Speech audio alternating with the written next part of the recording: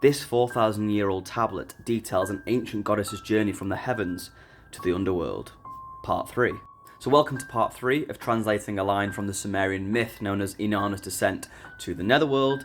This is the line art for the reverse of the tablet that you've just seen, and today we're going to be focusing on the line that is highlighted just below. So as always, let me digitize the signs and transliterate them so we can see exactly what we're translating.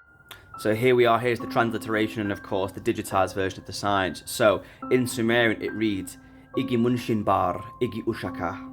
So first up we have a compound verb. So we have Igi at the start and bar at the end. So this together creates a compound verb which means to look at.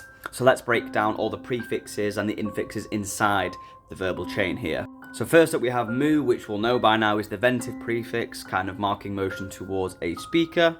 So then we have un, so the n here is the third person animate marker, so this is she in this particular context.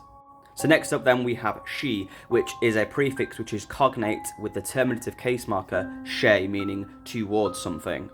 So here's an example of the compound verb and the she prefix in action, as I was mentioning in our example. So we have Igi and bar, and then you can see she just there. So as it says here, the prefix can also simply have the sense towards or in the direction of. And then once again we have in, or the n specifically we're focusing on, which is the third person singular animate subject. So this is he in this context, and you'll see why. So first off, we can translate this whole line at the top as she looked at him, or she looked towards him, or in the direction of him.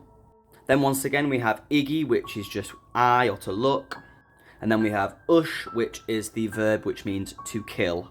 And then we have aka, so the a and the k is forming the genitive case ak, which means of, and then the a is the participle ending. So just a reminder, a participle is formed from a verb and can essentially turn a verb into a sort of adjective. So as we can see in the example here, if we think of the verb to work, here working, the working woman, it kind of becomes some sort of adjective.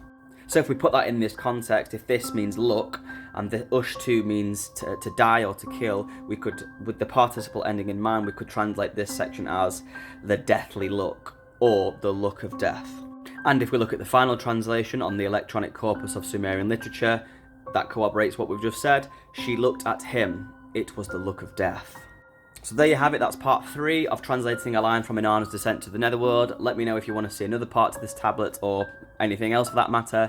Thank you so much for watching, and I'll catch you in the next video.